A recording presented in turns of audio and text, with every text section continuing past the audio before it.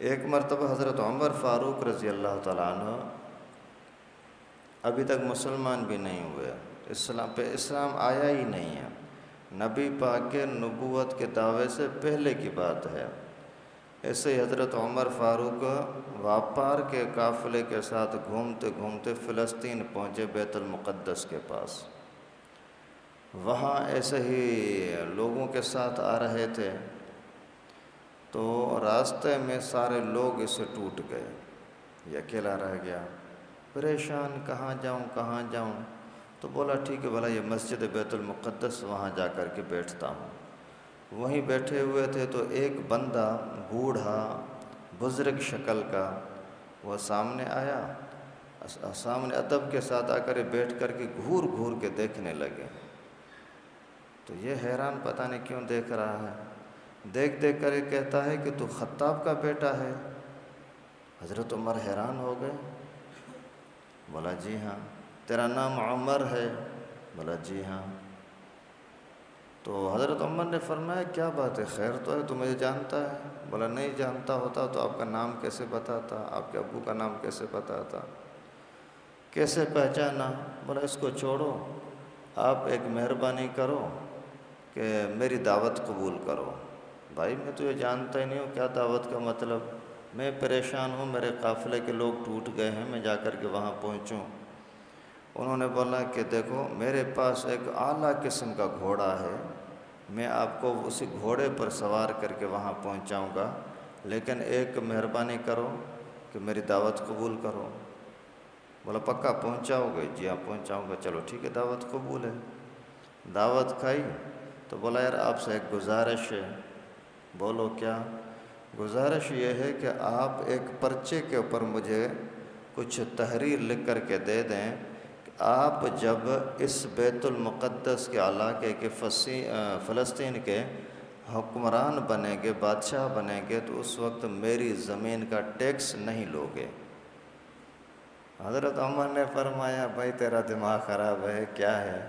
میں ایک دیہاتی آدمی ہوں، اونٹ چراتا ہوں اور جانور چراتا ہوں، کہاں حکومت کہاں اونٹ چرانا۔ تو اس نے بولا کہ نہیں بس مہربانی کرو لکھو۔ بولا بھائی یہ ہو ہی نہیں سکتا۔ بولا ہوا تو ٹھیک ہے، نہیں ہوا تو بولا پرچہ کام کا نہیں ہوگا نا۔ حضرت عمر نے لکھ دیا کہ ٹھیک ہے اگر میری حکومت آئی تو میں آپ کے خاندان سے یا آپ سے ٹیکس نہیں لوں گا۔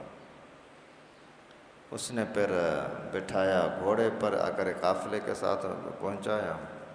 کافی عرصہ گزر گیا اور پھر واقعی وہی ہوا، پیغمبر کریم صلی اللہ علیہ وسلم نے اعلان کیا نبوت کا، پھر نبوت ملی، پھر 13 سال مکے کی زندگی گزری، پھر 10 سال مدینہ کی زندگی گزری، پھر حضرت ابو بکر کی زندگی گزری، حکومت گزری، پھر حضرت عمر فاروق کی حکومت آئی۔ پھر اس حکومت کے دوران یہ فلسطین فتح ہو رہا تھا تو یہاں کے لوگ نہیں مان رہے تھے، لڑ رہے تھے۔ پھر انہوں نے بولا کہ حضرت عمر آئے گا تو پھر ہم نہیں لڑیں گے۔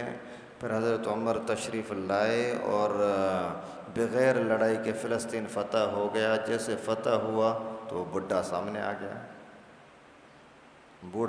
آ گیا، بھائی مجھے تیرا یہ معاہدہ ہے۔ حضرت عمر فاروق بڑے حیران ہو گئے کہ واقعی اللہ کی قدرت دیکھو۔ اس سے پوچھا کہ پہلے تو یہ بتاؤ کہ تجھے یہ پتہ لگا کیسے؟ بولا کہ تورات میں، انجیل میں پورا تفصیل لکھا ہوا ہے کہ نبی کے یار ایسے ہوں گے، نبی کے شاگرد بھی ایسے ہوں گے۔ تو خیر اس نے بولا کہ ابھی معاہدہ پورا کرو۔ حضرت عمر پریشان ہو گئے کہ بھائی جو اللہ کے رسول کا فیصلہ ہے کہ جہاں سے کوئی ٹیکس لینا ہے وہ تو لینا ہے، اور دوسری بات یہ ہے کہ میں نے معاہدہ کیا ہے، لکھ دیا ہے کہ نہیں لوں گا، ابھی کیا کریں؟ صحابہ کرام کو بٹھایا، ابھی کیا کرنا چاہیے؟ تو صحابہ کرام نے نبی پاک کی زندگی کے کچھ واقعات بتلائے۔ دیکھو مسلمان کی شان یہ ہے کہ جب معاہدہ ہو گیا تو اس کو پورا کرنا ہے۔ تو حضرت عمر نے دل نہیں مان رہا تھا لیکن زبان ہو گئی تھی، اس لیے ٹھیک ہے بولا آپ کی زمین کا ٹیکس فری ہے، نہیں لیا جائے گا۔ اتنے میں اسی نے آ کر کے عرض کیا کہ حضرت مجھے کلمہ پڑھاؤ، میں مسلمان ہوتا ہوں اور جتنی میری زمین ہے جائیداد ہے ساری کی ساری اسلام کے لیے میں نے وقف کر دی۔ تو جب شاگردوں کا اتنا تذکرہ موجود تھا تو نبی کا تذکرہ کیسے نہیں ہوگا؟